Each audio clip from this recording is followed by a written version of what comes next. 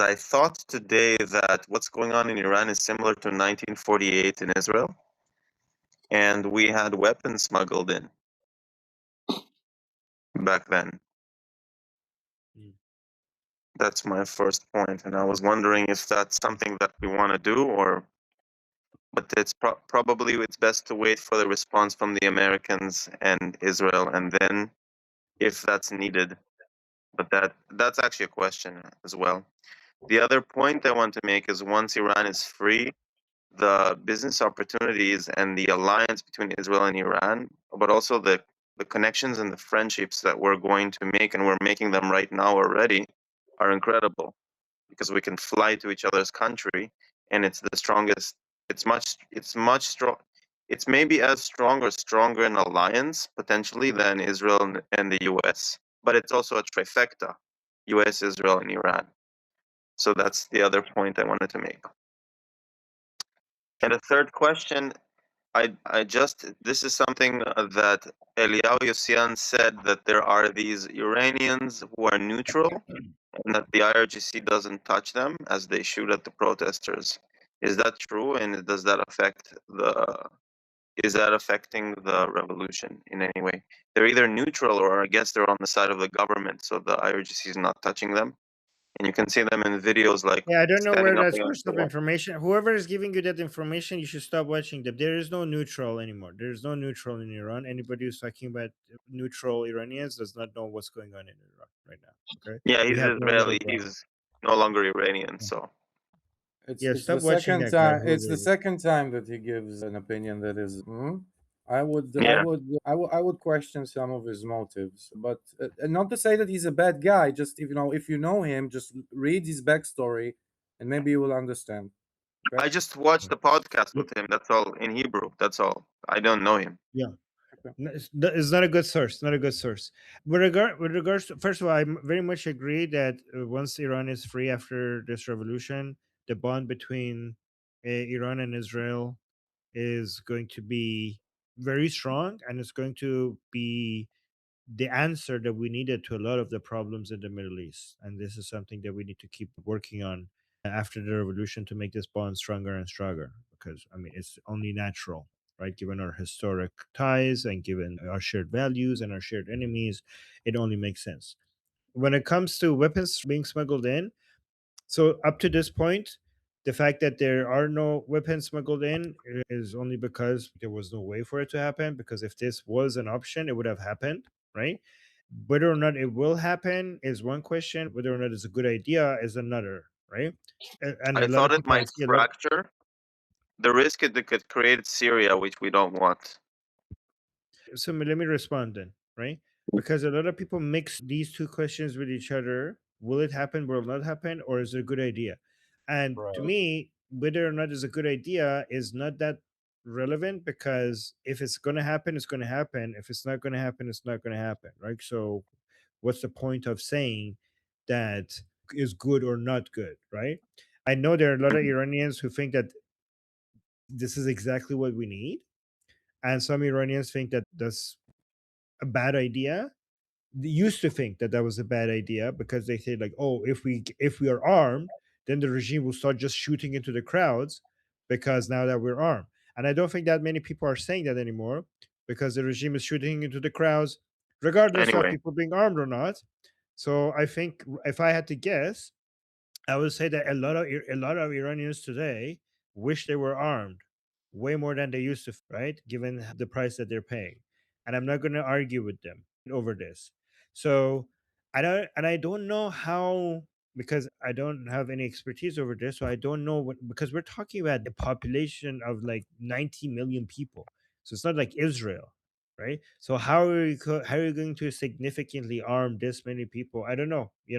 I think if they get armed, it's more going to be, maybe it's going to be, I mean, some of them are armed. Iranian Mossad agents in Iran, they're like, these are basically commandos that have carried out many operations in Iran, but in a much smaller scale and very targeted. Like, so we have Iranians who have been trained by Mossad, who are Mossad agents, who know what they're doing, and they have carried out many successful missions in Iran. as members of Mossad, right? Remember, That's every time we talk about amazing. Oh yeah, I think by this point we have more Iranian Mossad agents than Israeli Mossad agents, because every time we're talking about Mossad agents in Iran, a lot of people think like, oh, an Israeli undercover. No, every Mossad agent in Iran is an Iranian, and Mossad even many people from Israel also say that it's actually very easy to recruit from Iran because many Iranians want to free their country.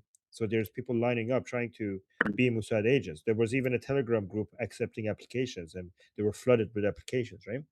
So but I think if people get armed, one way might be not because like somebody United States or Israel came and armed them. I mean, that might happen. But another thing that we might see happening in the next couple of days is that just the Iranian people will eventually take over where the military, where IRGC or the Basij holds their own weapon. Like if the Iranian people, and I know a lot of Iranian people can't wait to get their hands on some weapons. And I mean, the government has a lot of weapons. That just imagine if a huge portion of the population actually goes into one of these storage areas and they just open the doors, and all of a sudden the people are armed. Imagine what happens after that. I mean, one of the chants by the Iranian people in the streets right now, like when people were protesting, revolting, as it says, is why be ruzi ke masallah shavim.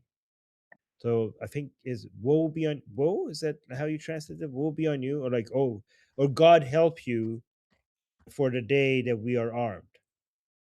Basically, something like that. So that's what the chant is about. So basically, showing that Iranian people really want to be armed. So we'll see, because eventually, I think once we see more defections and once more retreat by the government, the Iranian people are going to go for wherever they hold the weapons. I mean, this is like the French Revolution, right? The French Revolution also started at some point where when the people actually went and actually got access to the and then that's how it got how the momentum was increased significantly. So I think this could be a repeat of that. By the way, did I answer your question? Yeah, you did.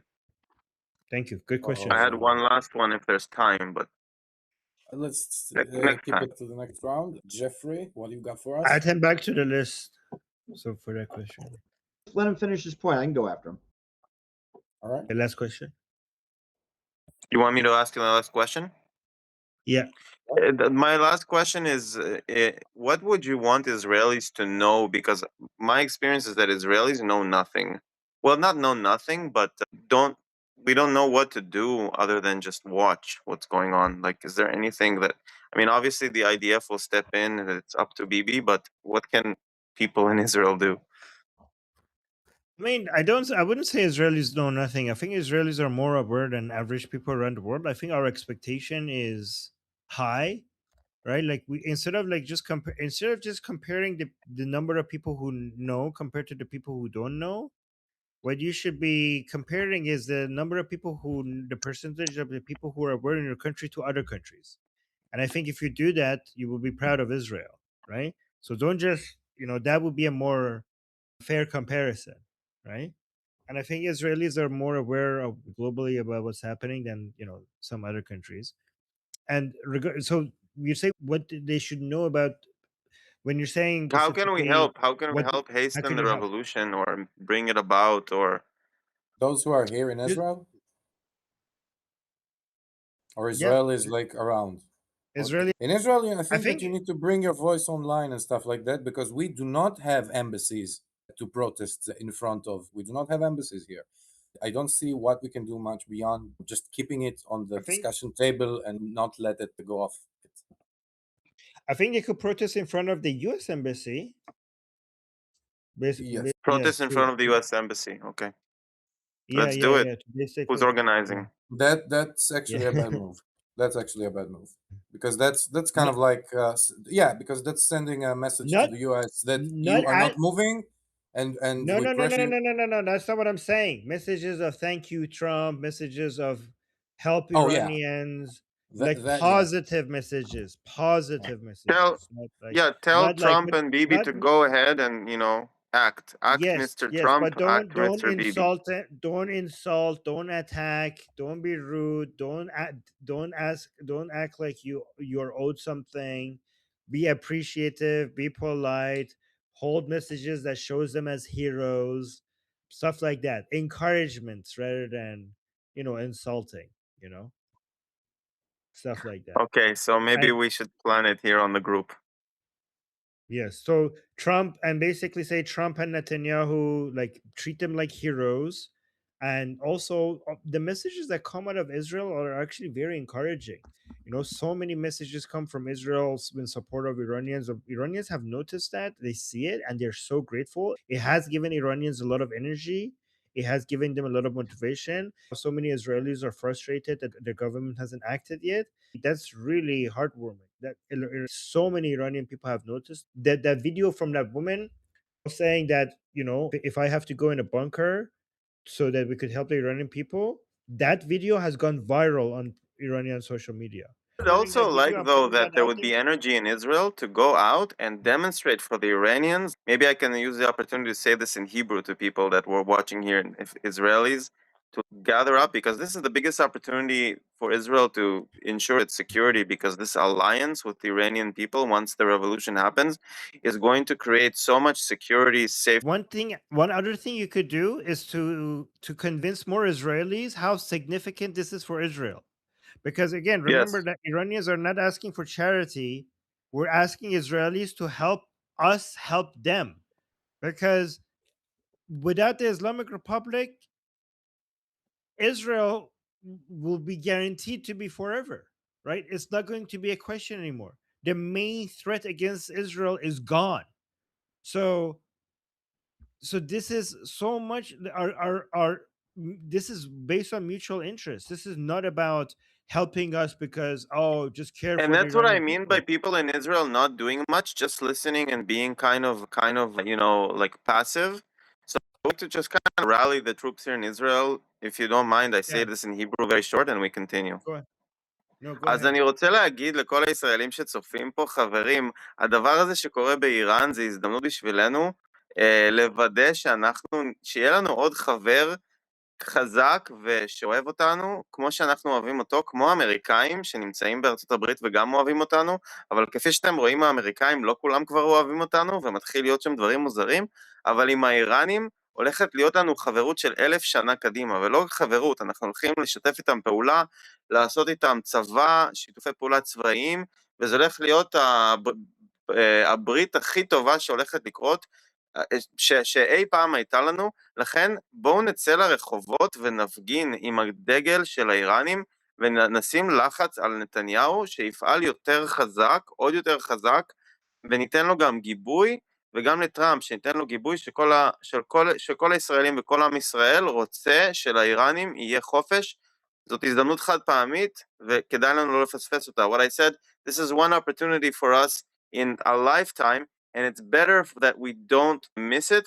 So let's get out on the streets just like the Kaplan people and give Bibi the backbone to attack and do whatever is necessary to help the Iranian people and put pressure on Bibi and on Trump to do what's necessary. Tell them that we Israelis are behind this revolution 100%, and we say, Yechia Melech Shel Iran, Javid Shah, long live the king. Thank you. It's also important to mention And that I'm Israel Chai. And Am Israel Chai, but right now it's Javid Shah, Yechia Melech, long live the king. And then Am Israel will be very, very high for a very long time.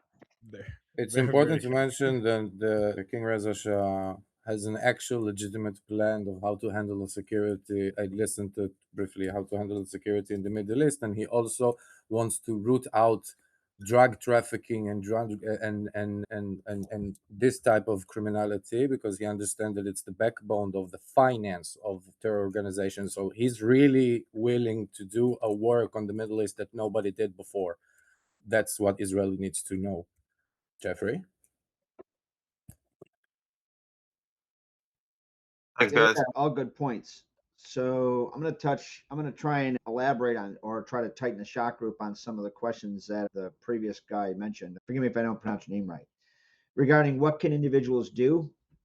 So I'm going to separate this into two kind of buckets, right? Non and lesser kinetic elements of track two material support, because that's kind of what you're talking about, is substate transnational in nature that is either in supportive of national policies that are desirable and or offset deficiencies in those national policies. So what are the non or lesser kinetic elements that you can do?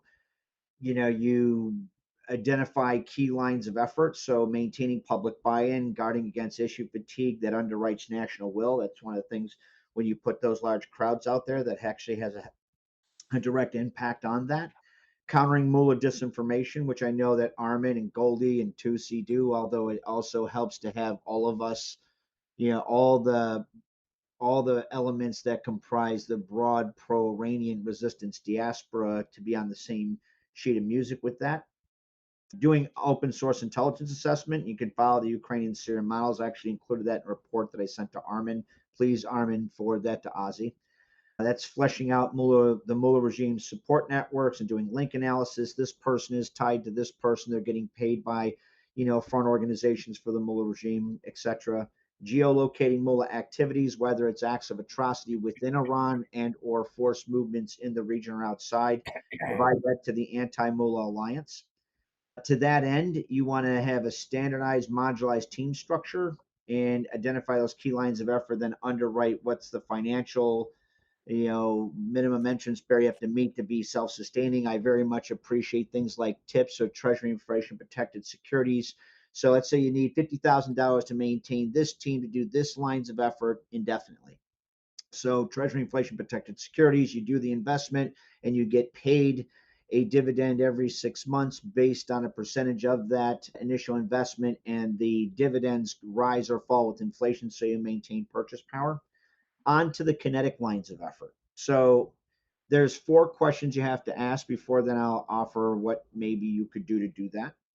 First is to decide if you should do it, and that's the relative net sum value in providing Iranian resistance with lethal support. I mean, you're actually directly underwriting their ability to push back against the mullah regime, their thugs, besiege, all the rest of them, and equal the playing field. If you do decide to do that, what to do. So you have to outline the specific elements of track 2 lethal support that are most beneficial to Iranian resistance when they're compared against the assets and capability of the mullah regime. How to do. And you can again look to the broad Ukrainian diaspora, which I played a direct role in for quite some time. There are certain ways in how you do that, right? Which I'm not going to go into here, although if you want to have that discussion in a environment of lesser attribution, I have more than willing to do so.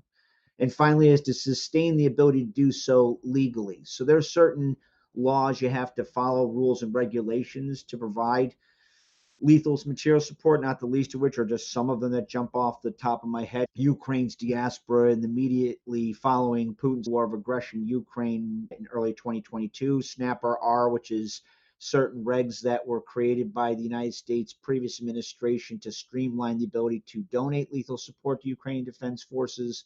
That's for the Bureau of Industry Security, which is an under department of the Department of Commerce. The other one is State Department, DTIC, and ITAR's regulations, which you have to follow. If you violate any of those, and if you're in, let's say, a Western developed nation, I'm saying from the United States perspective, they all, like all of our allies, have their own respective similar laws. In the United States, each violation, it constitutes $1 million fine and 10 years in prison mandatory, and it's cumulative, not like sequential. So if you want to maintain that effort, those are things you need to do, and there's certain paperwork you can file so you can actually do that. And that's just off the top of my head.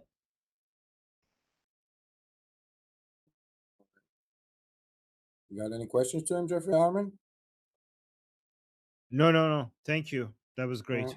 I'm trying to find the report that you sent, because by the way, Jeffrey, I'm getting so many emails. So if I miss it, I apologize for that. Yeah, but I think if I have 2 inboxes, I think it's going to make it even more difficult. But yeah, I'll see what I can do. Okay. Now we have Deborah. Deborah.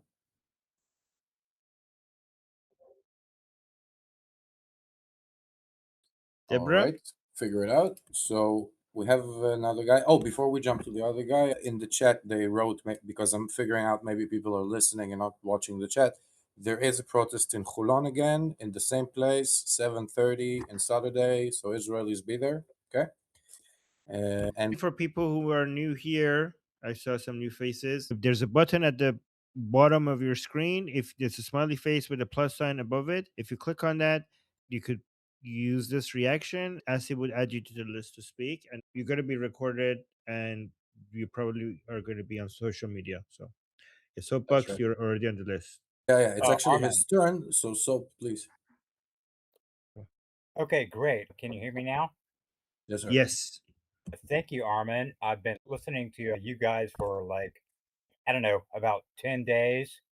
Totally fascinated. I've understood somewhat about Iranian culture since I was a youngster when a lot of Iranian refugees from the revolution entered my high school. So I ended up sitting next to them eating lunch and asking them, being curious, who they were, what they were about. I saw it on the news, right? We all knew about, even as a kid, we knew and saw the Shah go down.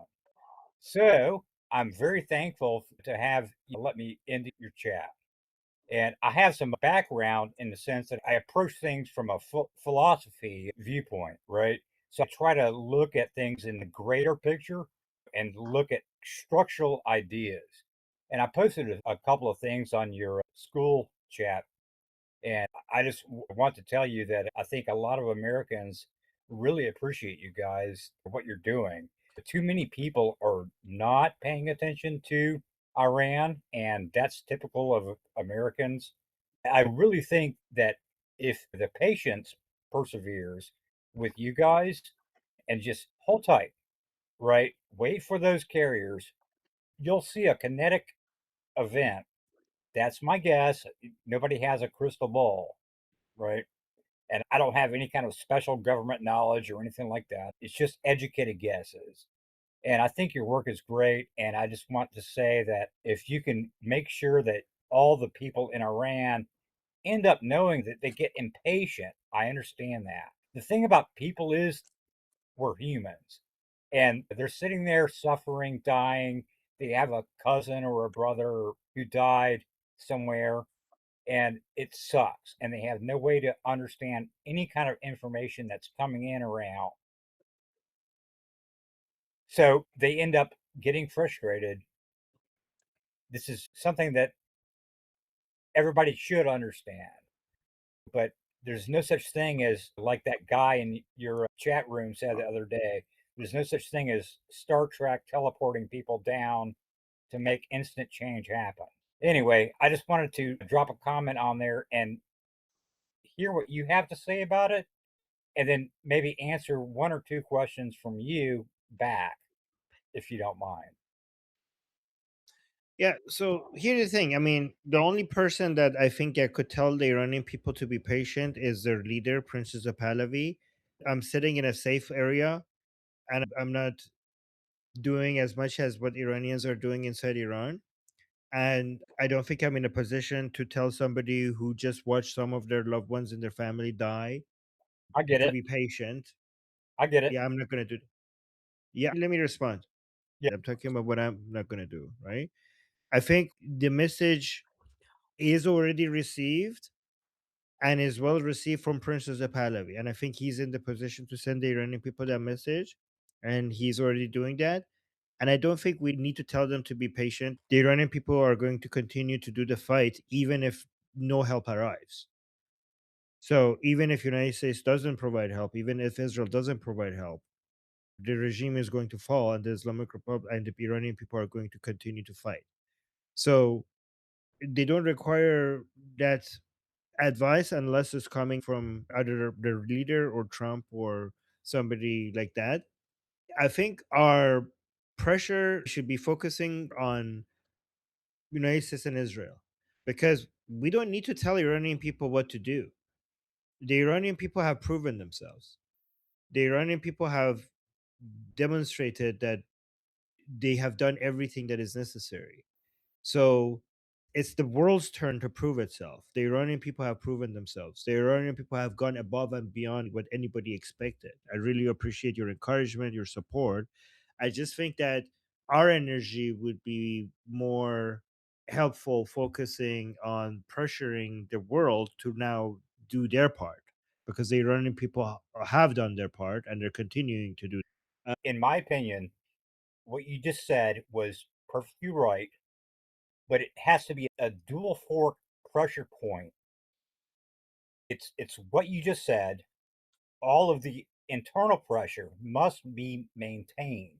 If you historically study how any kind of revolution ever happens, it doesn't matter the nature of the revolution. I'm just talking about the historical pressure points. It must be amplified inside on a certain schedule, and it actually has to work and topple over that thing. And the great thing about what's going to happen, I think, according to most military analysts, is that once the carriers are in place, Trump is pretty much obligated and committed now. And so the strikes are going to happen. That takes out the IRGC leadership. This is my thinking. You know, everybody could be wrong, wishful thinking, maybe, sure.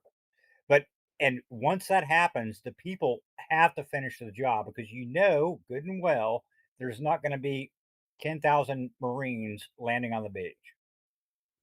So it's going to have to be a one wave action by the US to act as the Iranian liberation force, and then the people finish the job. And I posted a schedule of these items in your school forums, and I edited it myself. Take a look. I'm not a government official or anything like that. I'm just saying this is my analysis. Mr. Capella or whatever can, read it, whatever. Just, great. Trying to help. But all I'm saying is that things have to be coordinated, and Right, but let me tell you, things are like the Iranian people on the ground. This is the wisdom of the crowd doing its thing. Right. They have access to real-time information. They're doing trial and error, and they're evolving in a way faster than us being able to give them advice. And usually we realize what the best solution to every problem is after the Iranian people have already used the best method. So we are actually learning from them rather than lecturing them, because they are in the field. And there's a lot of the things that we don't see, a lot of the limitations, a lot of the obstacles they get in real time. And they're basically working with a feedback loop based on the information that they're receiving on the ground and the abilities and the limitations that they have, in a way that us basically telling them what works and what doesn't will be so slow compared to what they're working with. Does that make sense? Armin, yes, it does make sense.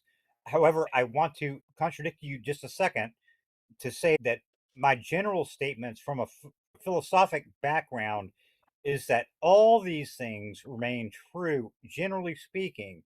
And I want you to review that list that I posted for you. But because those are the general structures about how these things get won. And what I'm saying is not that we're bossing around people on the ground who are suffering. Everybody knows that you, me, everybody who is sympathetic to. Let me tell you let me Okay. tell you something. Okay, there are some All right. really intelligent people working on this with Prince Reza Pahlavi. He has a really good team, right? And they are working on this, and the Iranian people are waiting to hear what he has to say. So the best thing that the Iranian people need to hear at any time, you're going to hear that coming out of the messaging platforms of Princess of Pahlavi exactly when they're needed the most. And that's what the Iranian people are waiting to hear. And that's who they're listening to right now. I agree. They don't And trust we keep anyone else. hacking They the don't trust TV. me. The only person they trust is Princess of Pahlavi. And we're so lucky that Princess of Pahlavi comes with the exact I message that fully they need agree. to hear at the exact right time. 100%, he's the guy. I fully 100%, he's the guy. He's the only one that makes sense for the Iranian people, for the best of their future and the West in general and Right. the whole world, really. I'm totally in line with that. I'm just trying to map out the future a little bit, right? And the global demonstrations in various cities all across, 60 countries now, they keep flying Western flags along with the lion flag. That's great. It has to keep going, just like Goldie knows, right? and it has to keep going because All right, that. so let's put your main point here, and then if you have any questions, just ask your question. So, what is the main point you're wanting to make with this? Oh, I just want you to, well, number one, keep going. Big Thank fan, but you. I want to look a little deeper. If you talk in your type chat forums a little more and discuss some more there about how deep the thought needs to go. So, the cheerleading is Okay. great, fantastic. That's essential for any kind of revolution because I believe that we're moving into. So I Yeah. think the point is clear. We have a very very strong two words sentence that we use. We learned it from Goldie. We call it bepish. Bepish means go on, Right. go forward. So yeah, we got you. Right. And I'll shut up after like 5 seconds. You don't have to look all the way forward to what's the end of the solution because I've heard you talk about that before. You got to win first, and that doesn't mean you compromise with communists and whatever. Okay, You okay. got to do This your is way thing. more than 5 seconds. What's the main point? What's All the right. main point? I think we Okay. got the main point. All right. Sorry. You No. just keep No. going. Look deep into how to escalate the opposition and pressure on the regime further. That's it. Keep the pressure on. Okay. You got to keep the pressure on. That's my point. I'm Bepish. sure that's exactly what we're doing. But thank you. All right. So let's continue. All right. So we had Ari Yerushalmi. Ari. Hello. No. So, a long-time viewer and listener, first-time caller. I'm from Israel. In recent days, in my feeds in social media in Israel, it seems that there's a lot of talk about how Trump isn't holding his part of the deal, and there's a lot of anger towards Trump, and a lot of talk about how it's already too late and help should have already came, and now it's too late for some reason. I never understand why. And there's one point that I don't really hear people talking about, which is really bugging me. And that's, what about Europe? What is Europe discounted because it's so weak? Or are you just, is that the reason that you're ignoring it? Because I think that some kind of diplomatic pressure from Europe, some kind of diplomatic or economic pressure from Europe could help. If the UK would go ahead and prescribe the RDC, I think that could help. It's baffling to me that they haven't done so. And it's weird to me that all the pressure is on Trump and nobody's talking about the Europeans at all. The Europeans are right now, they're talking about Greenland and all kinds of weird stuff. And they're absent from the Iran thing. And it's driving me crazy. So pretty much my question is, anybody on that? Is there, or is it just, oh, okay. All right. So regarding the, I'm hearing some echo, guys. If Yeah, you're not speaking, close your Ari, mic. can you mute your? I'm gonna mute myself. Thanks, buddy. Oh, thank you, thank you. So with regards to Trump, why is he already not there and it's too late? I think that's wrong. Based on the information we have, it seemed like it was actually a good thing that they waited because the attack that they were going to be doing, according to the Israeli assessment, was going to be not enough, right? So Trump was about to attack a couple of days ago when all the signs showed that he was about to attack. Apparently, it was Israel that was influential when it comes to stopping the attack for two reasons. First of all, the attack was not very impactful. It wasn't at the scale necessary to actually make much of a difference. Two, Israel was defenseless because of a lot of U.S. Airstrike carriers were not in the region. And remember, like during the 12-day war, a lot of the missiles that were being stopped was with the help of Americans. If this war starts again, given that there's no aircraft carriers close by, it would have been really difficult for Israel to help out, given that there was not that much defense there, right? So, given that it seemed like they're going for something a lot more significant, it makes sense why it's taking longer. The USS Abraham Lincoln aircraft carrier and the whole entire group is still on the way. By the way, we got report that they shut down, they went dark. So USS Abraham Lincoln has now turned off its AIS tracking system as it's getting closer to Iranian territory. So that's a big news as well. show something significant is happening. So everybody is waiting to see what happens when it arrives. It was getting closer from the Mediterranean side.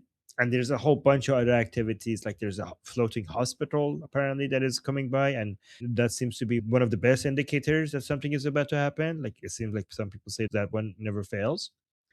And I mean, for people saying it's too late, it's not too late because the Iranian people are ready to go back into the streets. They're just waiting for the next opportunity, right? So it's not too late. And it's not too late because, I mean, it's too late for the people who died.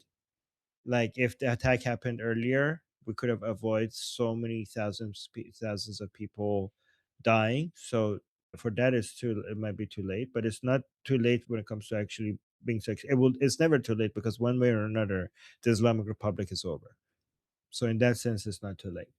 And I think the Iranians have justifiably are focusing most of their attention on United States because Europe is, I mean, first of all, Europe has a really bad record when it comes to the Islamic Republic. They have always had the policy of appeasement.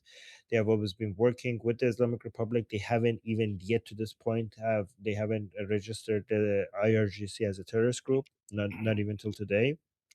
The fact that they still have their embassies open is shameful. Still, after all these mass killings, the European countries still have their embassies open. I did see a video that the European Parliament, some people came out, and some of the members in the European Parliament, some of their more right-leaning ones, came out and announced that they want to recognize Prince Reza Pahlavi. So Probably the base Polish guy, right? The probably, yeah. We'll see. I'll play it once I go back to Goldie. So I'm hearing myself, by the way. There's echo, right? But there is some pressure on Europe right now when it comes to. I mean, the Iranian people managed to. I don't know if you know, but in Davos, the economic forum in Davos, Arakchi was invited there, right? But the Iranian people managed to, like, even after all of these killings, they still had invited him to come speak there. But then after a lot of pressure, they managed to actually remove his invitation. But there is right now a lot of pressure on Europeans by Iranians to at least finally recognize IRGC after all of this as a terrorist group. So there is some pressure on Europe and European countries, but justifiably the main focus is on the United States because there's more likelihood of actually a meaningful thing happening from the United States. So it makes sense for a higher focus on that. Thanks. What can I say? Javid Shah, Bepish. Javid Shah, Amazjal Chai. All right. Ankh, you here? Yeah. Do you guys hear me today? Yes, sir. Yes. Okay, so it was a couple of lives ago. I forgot kind of one of my main points, and I saw commented under the video related to that, and it pertains to what to do with the Ayatollah afterwards. And what Armin answered there was, if the Ayatollah is taken alive, it's a trial and life sentence and trial and execution. And what many people tend to be a little bit confused of is that they tend to view law as very rigid. So if the Shah, for example, arrives and they implement so-and-so punishments, then that's going to be marking how the new government is going to be acting. I want to use Norway as an example to show that's not really the case. So after World War II, when our king returned from exile, we had abolished the death penalty before the occupiers, and we did not want to regress our judicial system because of them. However, the collaborators still had to be punished. So what the Norwegian parliament used to do was legislate that the traitors and collaborators of this occupation were to be executed, and explicitly in that law, once the traitors have been resolved, it will be abrogated. So how this is relevant, for example, is if you look at later with the Anders Behring Breivik being the biggest terrorist attack in the 21st century in Norway. Now, that could easily, like if the law had not been abrogated back then, that could easily have resulted in him being classified as a traitor and subsequently taken for capital punishment.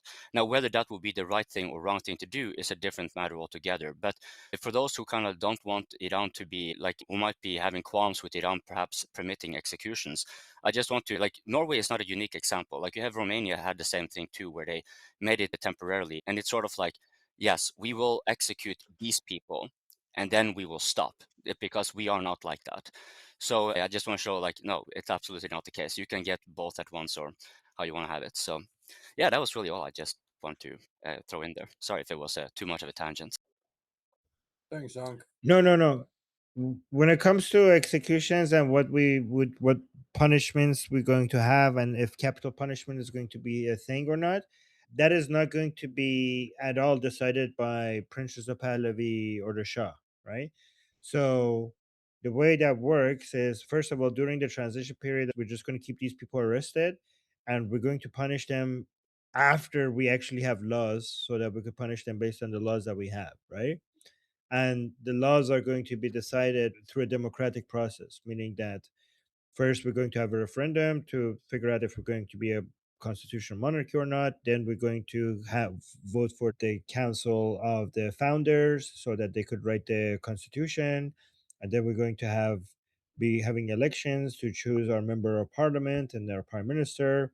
And then based on the laws that we have in our constitution and the laws that we have are being passed by our parliament, then we're going to see if capital punishment is on the books or not. At that point, we'll see about that. It might make sense to have some, just to make sure that people are, we don't have chaos. Some people are executed and just make them the last symbolic executions of our history, and that after that we have them. I actually thought about it, and I think, like, actually I do prefer now. I didn't used to prefer this. I wish we captured Khamenei alive so that we could punish himself. But I do see now that if he dies, then we're not going to have infighting among ourselves over what to do with him. So it might be a good idea if he just dies in battle, so that we don't have to fight among each other on what to do with him. So that might be a good idea to just get rid of If him. they add reason you may want to keep him alive for the trial is because that will uncover, like it gains Right. legitimacy for the new government because it will showcase through the trial all the atrocities that the Ayatollah did and so forth. So, I mean, we want to get the uprising to end quick as possible, but if you can get him alive and send him through trial, what you choose to do, like I think that process will be like, yeah, I think it's Yeah. There's cons and benefits to all sides, but we don't have control over that, whether he dies in war or not. Yeah. Our main priority right now is to just get over this nightmare. You could theoretically put a dead guy on trial. Personally, I wouldn't care if he would sleep on a banana and bang his head tomorrow and die, but yeah, let's just watch and see. Danny? I just said We're you getting could background. I'm getting some background noise from somebody. Let's just focus on people who haven't spoken, because Right. something important is Elad? happening. Elad? And guys, try to be punctual, okay? Because Armin is in a bit of a hurry. Yes. Who is- So I wanted Where's it? to. Hold on, wait a second, guys. If anybody's not speaking, please close your mics. Anybody who's not speaking. Soapbox and Shana. All right, go ahead. Okay, go on, Nila. Okay, so I wanted to address what I think it was Shai who talked about how Israelis are not necessarily very aware of what's happening. So from my experience, I feel like we have news fatigue, right, over everything that's happened over the past few years since the corona and October 7th and everything that's happened since then. What I do is that I constantly just have the conversations. I know that I don't always have the platforms or whatever, but I have the conversations with my friends, with my family, with yesterday I talked to a cab driver and I told him everything that he needed to do and they needed to do it and all of that. And I feel like there's a lot of interest in it and there's a lot of hope. I also send a lot of videos and it changes the whole perspective. Also, I wanted to tell Armin that last week, just before I had the dental surgery, I had the lecture that I told you about with the senior citizens. And it went amazingly. Some of them were of Irani background, some of them were actually Iranis, and one even served under the Shah. And I ended the lecture with the original anthem of Iran. He started singing and he had tears in his eyes, and it was kind of Wow, awesome. amazing. So, yeah, and you might have some new followers on your Persian channel from Israel now. They're Thank all you. over 67, but you gave them hope, and that's amazing. Thank Oh, But you. I thank want to you. say, if Oh, I may, we can organize and do more. So maybe Of I'll post on course, school about it. Maybe a demonstration, something. We need to do something. Just not just talk to cab drivers and our, uncle. of course, of course. he did a whole I mean, lecture. you I should appreciate also that, Ila. do Thank that. you so much. No, thank you. I appreciate I'm also that. I really waiting do appreciate. for my son-in-law and Guys, flag don't that should discourage. Don't arrive. discourage. If somebody's doing something, don't discourage them. But go on. No, what you did is amazing. Thank you. I And want I to do more. hope they'll have it in time for the demonstration in Holon. Thank you. Thank you. Thank you to you both. I really appreciate everything you're doing. Thank you. As from the people left, does anybody need me? Like, because I just want to say if anybody has a question for me, like any from the people that okay, Richard. Okay, only Richard. Okay, so let's just go with Richard and One person did mention before you came in that they had a question for you off camera if you have a second before you go. okay, so let's do this with Richard and then I'll stop recording and then we go to that person. To me? It's a small thing. Just wanted to let you know that in Israel, it's a very known fact that if you meet an Iranian in the room, he will be the smartest person on the room. So just keep calm and keep going. Probably true. Well, that's I don't know. That's a hard it's hard to compete with Jews over that, but okay, I'll take it. Okay, But Richard. they're Iranian Jews. All right, Yeah. Richard. Okay. Yeah. So Yarman, I have to apologize. It's technically not a question; it's more of a statement, and it's completely off topic. But I still thought you'd want to know. In about a month, in early March, we have a major Jewish holiday coming up. It's called Purim, and actually, just to sort of emphasize the relationship between our peoples, it is a holiday due to events that occurred in the Persian Empire in a city called Shushan around the 3rd century. Basically revolves around the rule of Xerxes. We translate it as Ahasuerus, who basically discovered that his wife, Queen Esther, was Jewish, and she uncovered a plot by a grand vizier named Haman to exterminate all the Jews in Persia, which at the time were really all the Jews in the world.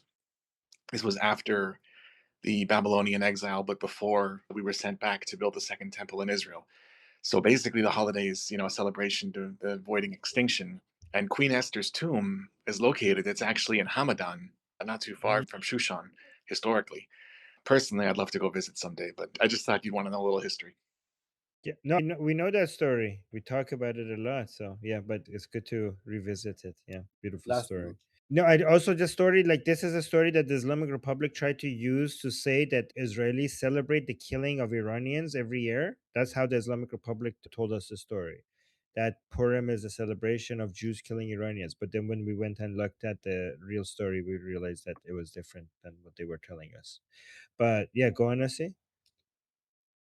No, I was saying that we have the last person on the list, and then you can shut off the recording. We have and answer what they asked. Yeah. Okay. So Ian, where'd you by the go? way, guys, by the way, guys, when I leave, you guys could continue the conversation. The conversation doesn't end when I leave for people who are new here. Okay. Ian? All right. I don't see him. Just want to say it's true what they think because it's a celebration of Jews killing Iranians like these IRGC people.